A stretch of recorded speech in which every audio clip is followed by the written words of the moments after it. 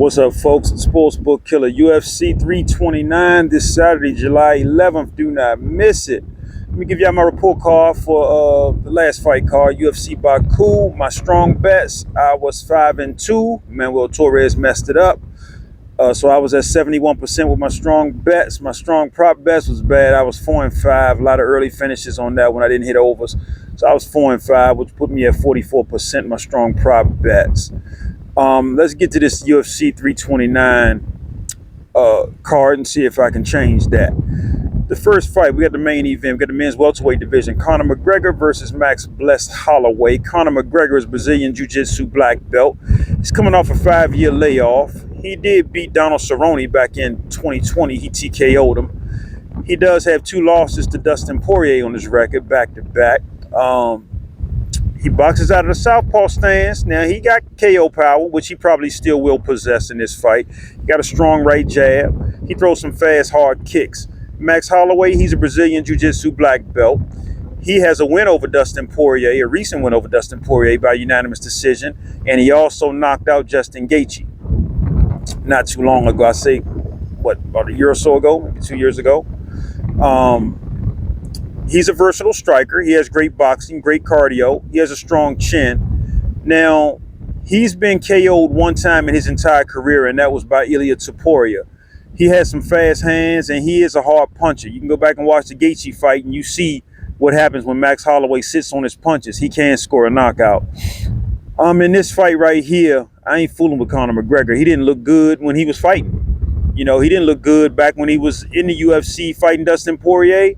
I thought Dustin Poirier destroyed him the first time. He came back for more, and Poirier was whooping the daylights out of him in that one. He just happened to have an injury, and they had to call the fight. But I think Max Holloway has been fighting. He's been busy, and he's been fighting some phenomenal fighters. He was giving Ilia Topuria some work until he got KO'd. So I got to take Max Holloway in this one. He's at minus 245 now. My money will be on Holloway. And I'm also going to take the over 1.5 round prop in this one. I think the only shot Conor McGregor has is the fact that they're going to be fighting at 170 pounds. That kind of concerns me because we haven't seen Max at 170. But striking is striking. And I still think he'll have the better cardio because Conor McGregor's cardio is garbage after the first round. So I'll definitely take Max Holloway, and I'll bet on Max Holloway's cardio even at 170 pounds over McGregor. And I think Holloway is a better striker than McGregor. McGregor does have puncher's chance, but I ain't going to bet on that. And after no 5-year layoff, I'm going to rock with Max Holloway and take over 1.5 round prop in that one. Next fight. We got the men's lightweight division. Benoit St. Denis versus Paddy Pimblett. Benoit St. Denis is a Brazilian Jiu-Jitsu brown belt. He's a judo black belt. He's currently on a 4-fight win streak. He did beat Mauricio Rufy back in 2025. He likes to box out of that southpaw stance. He throws some hard body kicks. He has a good ground game. You can see both of those hard body kicks and ground game on display against Ismael Bonfim. You watch his fight versus Bonfim, and you'll see him putting in all that good work. Paddy Pimblett, he's a second-degree Brazilian Jiu-Jitsu black belt. He does have a recent loss to Justin Gaethje on his record. That was earlier this year. Matter of fact, I think in January. He boxes out of the orthodox stance. Now, Paddy is a hard puncher. He throws some hard calf kicks, too. And he has a strong chin. You go back and watch his fight with Jared Gordon, you'll see that strong chin on display because he gets hit clean by Gordon quite a few times, and he hangs in there pretty good. He has good cardio. He has a really good ground game. He has poor boxing defense. He likes to fight with his chin up in the air. I don't like that. But Paddy has never been KO'd. So, in this fight right here, I don't know how it goes. I think I would lean St. Denis, but I ain't comfortable betting on him straight up against Paddy. Paddy always seems to find a way to win and cost me money. So I'm going to take Benoit St. Denis plus 5.5 spread. Right now, the money line is minus 155 in favor of St. Denis. I'm going to take Benoit St. Denis plus 3.5 spread, and I'm going to take Paddy Pimblett plus 7.5 spread. I think whoever wins this fight wins 2 rounds to 1. I think it goes to a decision, so I'll be taking the over 1.5 round prop and the over 2.5 round prop. But whoever wins, I think wins 2 rounds to 1. So I gotta take St. Denis plus 3.5 and Paddy Pimblett plus 7.5 in this one. And like I said, over 1.5 and over 2.5 round props. Next fight, we got the men's bantamweight division. Cory Sandhagen versus Mario Bautista. Cory Sandhagen is a Brazilian Jiu-Jitsu brown belt. He boxes out of the orthodox stance. He has a strong left jab, fast hands. He has really good takedown defense, great cardio, a great ground game. He's never been knocked out. Mario Bautista, well, in a UFC fight or in a fight in mixed martial arts, he hasn't been knocked out. Mario Bautista, he's a Brazilian Jiu-Jitsu black belt. He can fight either style, orthodox or southpaw. You can watch him switch stances a lot in that Patchy mix fight he had. He beat Vinicius Oliveira by submission. He also beat Patchy mix by unanimous decision. He has really good boxing. He throws some hard, fast kicks. He has good takedowns, a good ground game, great cardio. Now, he does have a loss to Umar Nurmagomedov on his record, but Umar's the man. Come on, let's be real. That ain't nothing to be sad about. In this fight, this is going to be a tough one. It's tough to call. I got to rock both. I'm going to take Cory Sandhagen. I think Cory Sandhagen, if you made me bet, I would have to take Sandhagen. I would. He's minus 155. If you made me bet straight up, I would have to take Sandhagen. But out here, we got DraftKings. We got the spread bet. I'll be betting plus 3.5 in Sandhagen, and I'll be betting Mario Bautista plus 7.5. I think Bautista wins a round. Bautista's live in this fight. He's looking real good lately. Real good. And he's live in this fight. So, but like I said, I'm going to take Bautista plus 7.5. I think he wins at least one round on one judge's scorecard. And I'll take Cory Sandhagen plus 3.5 spread, just in case the judges try to rob me and give it to Bautista. Hopefully, that plus 3.5 will give me that win in the Sandhagen bet. And I can see this fight going to a tough decision, and I could see the fight going the distance. I'll take the over 1.5 round prop and the over 2.5 round prop in this one. Next fight. See who we got here. We got the men's flyweight division. It's going to be a good fight. We got Brandon Royval going up against Kavanagh. Brandon Royval is a Brazilian Jiu-Jitsu black belt. He has a win over Tatsuro Taira by split decision. He has a win over Brendan Marino by split decision. He lost to Manel Kopp. He got knocked out by Manel Kopp. And he lost to Joshua Vaughn. And he has a loss to Pantoja. Those are all beasts. He lost to some phenomenal fighters, you know. He boxes out of the southpaw stance. He got a fast right jab and a strong chin. You can see his chin on display when he fought Joshua Vaughn. Vaughn clipped him good a few times, and he hung in there. So, Kavanagh, he's a Brazilian Jiu-Jitsu purple belt. He has a win over Brandon Marino. He also has a win over Felipe Dos Santos. He lost to Charles Johnson. He actually got knocked out by Charles Johnson. He is a kickboxing black belt. He likes to fight out of the orthodox stance. He's a hard puncher. He throws some hard leg kicks, and he has good boxing. You can watch his boxing on display in that fight against Charles Johnson, too. In this one, I'm not totally sold on Kavanagh. I give him a little bit of the edge, but I ain't totally sold on him beating Brandon Royval. Royval has fought the stiffer competition, and he's beat some of the stiffer competition. I'm going to take Kavanagh plus 3.5 spread. I ain't totally sold on him. I think he can win. But I'm also going to take Royval plus 7.5 spread. Right now, Royval's a plus 180 underdog. I'll take Royval plus 7.5 spread. I'll take Kavanagh plus 3.5 spread. And I'll take the over 1.5 and the over 2.5 round props in this one. I think this fight goes to a decision. Next fight, we got the men's lightweight division. King Green versus Terrance McKinney. This going to be a fight, y'all. I'm telling you now, for as long as it lasts. King Green is Brazilian Jiu-Jitsu brown belt. He can fight out of either stance. He has good boxing. He throws some hard kicks. He has great cardio. He's currently on a 3-fight win streak. He TKO'd Zell Huber. And he beat, I think that guy was a guy named Lance Gibson Jr. He beat him too by split decision. He has a loss to Mauricio Rufy, and he also got subbed by Paddy Pimblett. King Green, he reminded me when he beat Zell Huber, because I had Zell Huber picked in that fight, he did remind me that he still had it at 38, 39 years old. So I had to give him his props. He took out Zell Huber. I was impressed. Terrance McKinney, he's a former NCAA D2 wrestler. He's a Brazilian Jiu-Jitsu purple belt. He has what I call a round one swarm. He swarms his opponent in that first round, and he usually gets the KO or he gets the submission. So in this one, I'll say this. Terrance McKinney's only had one fight that he has won where it went outside of the first round. All his victories, with the exception of one, he's finished in the first round. He's a beast. And that was back in 2018. He had a fight that went outside the first round that he won. He has some quick takedowns. He has incredible wrestling. He has great submissions, and he's a hard puncher. He can do it with the hands, and he can do it with the takedowns and the submissions. In this one, I know King Green's the man. If this fight get out of the first round, all the odds shift to King Green, no question. But I'm gonna take my chances on Terrance McKinney getting it done in the first round. Right now, Terrance McKinney's minus 162 favorite. I'm gonna take Terrance McKinney to win, money line, minus 162. I'm gonna take the over 0.5 round prop. I am. But I'm gonna take the under 1.5 round prop. Right now, that's at minus 238. I'm not gonna hedge with King Green. I'm gonna take my chances with Terrance McKinney. I am. I'm gonna take my chances with him. So I got McKinney money line. I'm gonna take the over 0.5 round prop and the under 1.5 round prop in this one. And I'll take Terrance McKinney. Next fight. What we got here? We got the men's light heavyweight division. This one should be good too.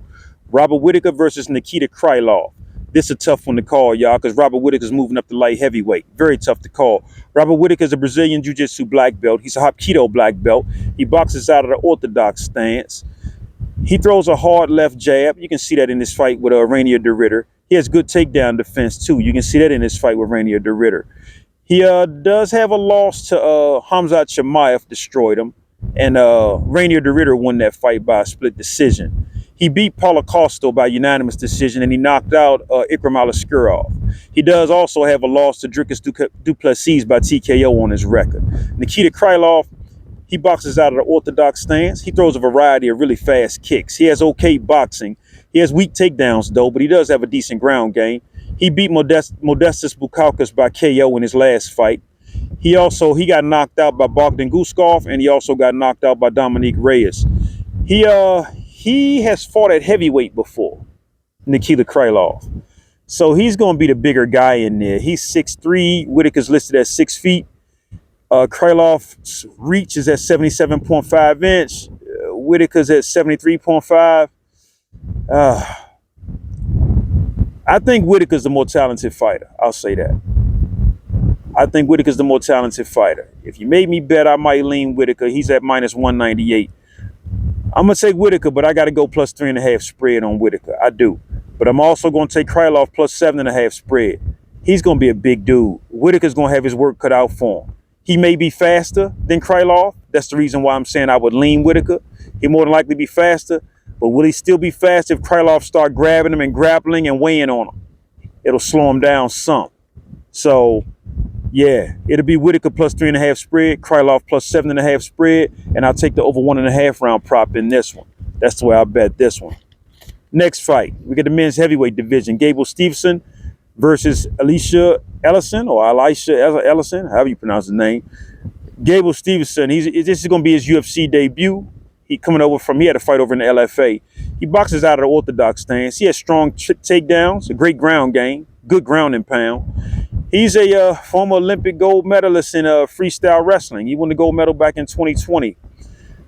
Ellison, he boxes out of the orthodox stance. He's a hard striker. He throws some powerful punches and knees. He lost his debut to Brando Perikic by KO. He's never been past round 1. In this fight, Gable Steveson probably going to destroy this guy, but I can't bet him because he's at minus 2,800. Can't bet that. I'm going to take a chance to see what Steveson looks like at minus 7.5 spread, because I think he definitely gets the stoppage, and I think he'll get the stoppage in the first round. I'll take Steveson minus 7.5 spread, and I'll take the KO submission prop and Steveson, and I'll also take the fight ends in round 1 prop, and I'll take the under 1.5 round prop in this one. Those will be the bets I'll put in for this one right here. Next fight. We got the men's bantamweight division. Cody Garbrandt versus Adrian Yanez. Cody Garbrandt boxes out of the orthodox stance. He has good boxing, fast hands. He has KO power. He got a weak chin. He's been knocked out 4 times. He lost to Davison Figueiredo by submission, and he also lost to Rony Barcelos by unanimous decision.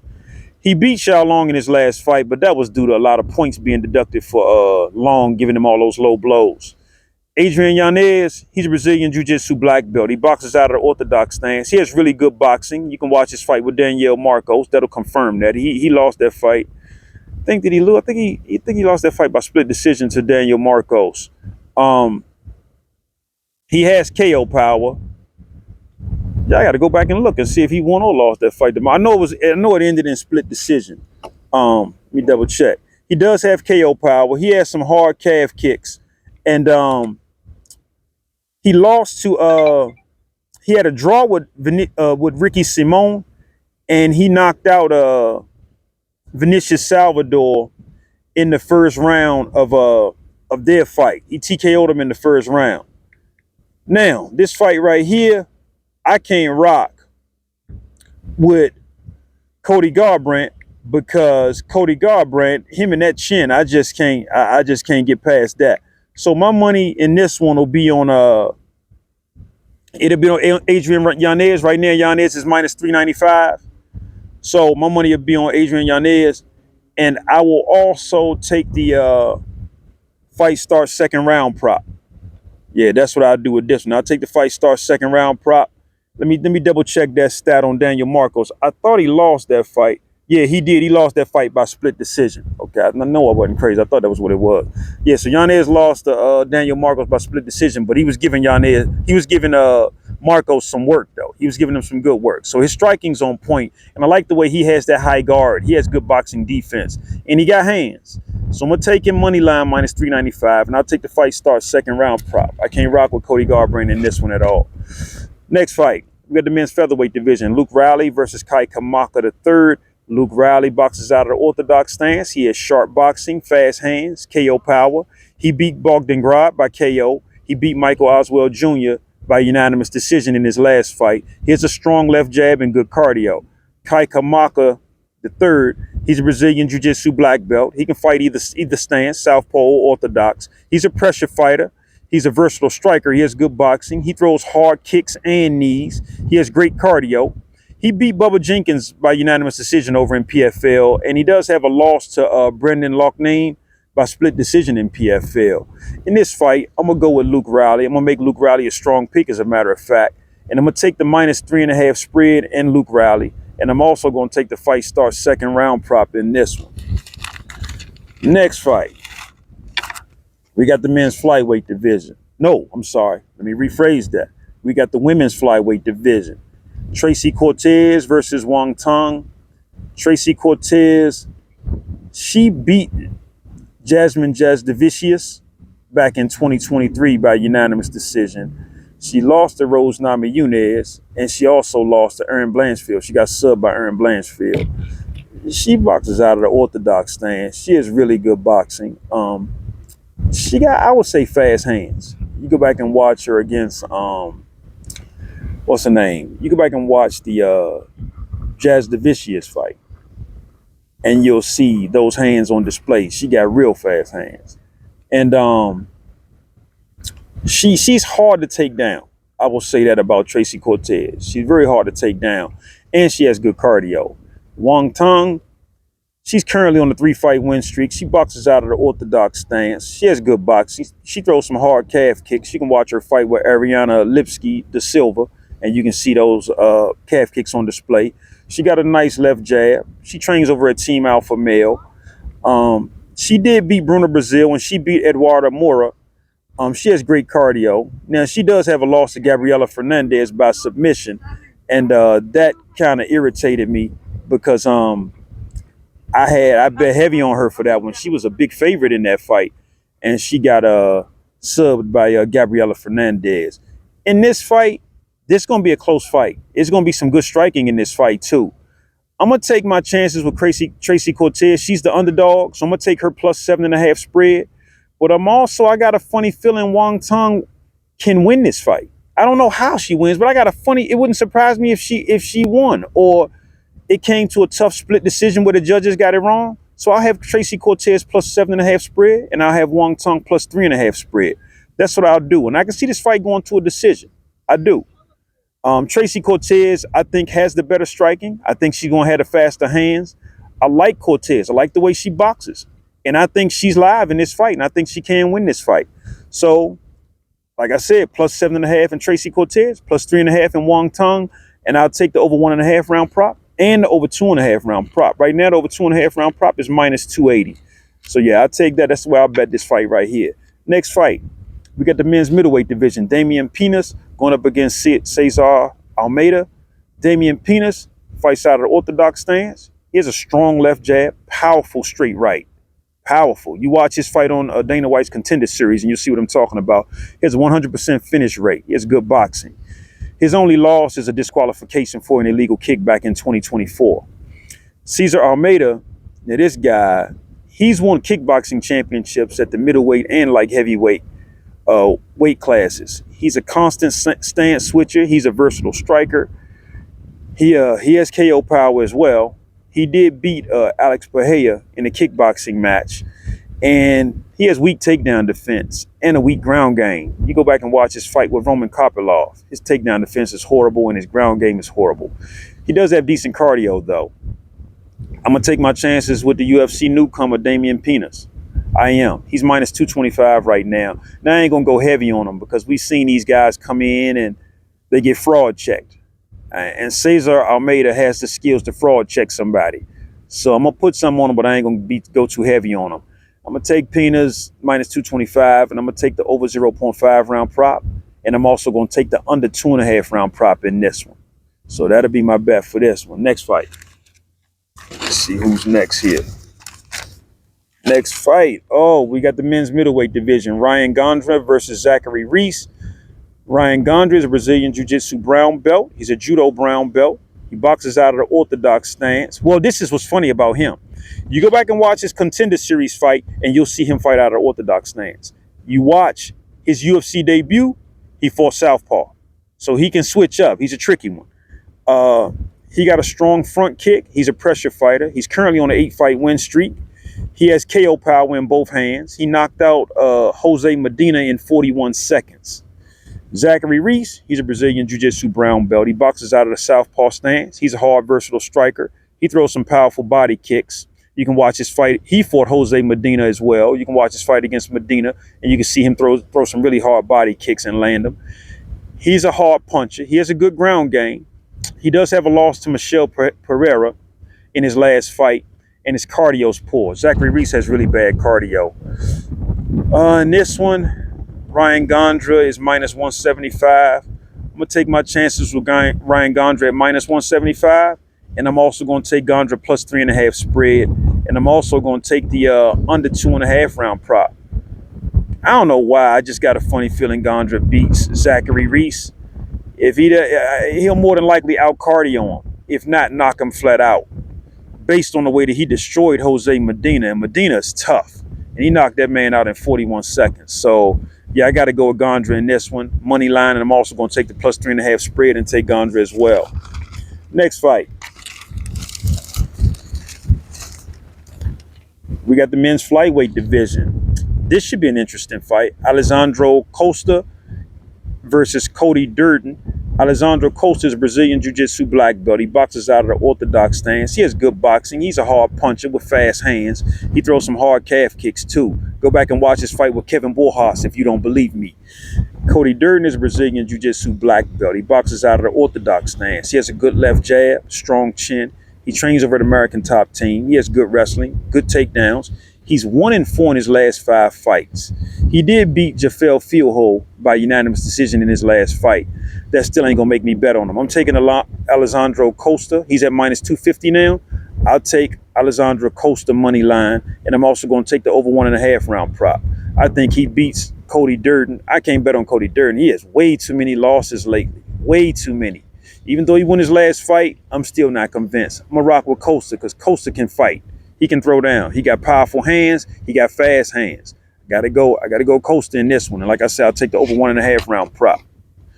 Next fight, we had the men's bantamweight division. This is a late replacement fight. We got Farid Basharat going up against John Garza.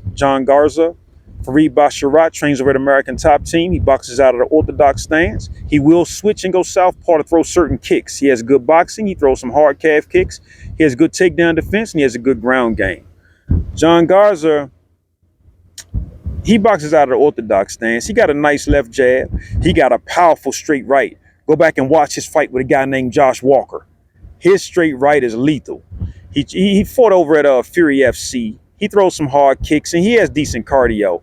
In this one, Ain't no way I'm going against Basharat. Basharat's undefeated. He's fought the stiffer competition. He fought all those guys. Blackshear, Damon Blackshear. He fought, he got good fighters on his resume, and he beat them all. So I'm going with Farid Basharat. Right now, he's at minus 650. And I'm gonna take him minus 650, but I'm also take the minus 3.5 spread. I think he might get this kid out of there pretty early. This guy, John Garza's like 23 or 24 years old, just getting to the UFC, and they put him in with Basharat. May not end well for him. I'm taking Basharat money line. I'm taking Basharat minus 3.5 spread as well. And I'm also going to take the under 2.5 round prop just in case Basharat get it over with the quickness. And that's pretty much it, y'all, for this fight card. Those will be my bets. Like I tell everybody, I write all my parlays down I calculate them before I go make the parlay. I start with two pick parlays, and I start with all my 2-pick parlays first. Then I start going with 3-pick parlays, and I usually keep it there. I might do one wild parlay with 5 or 6 picks, but that's about it. I normally stick with 2 and 3-pick parlays, write them down, calculate them before I get to the window before I put my bet in, get to the machine, and that's pretty much how I do it. Good luck this weekend, folks.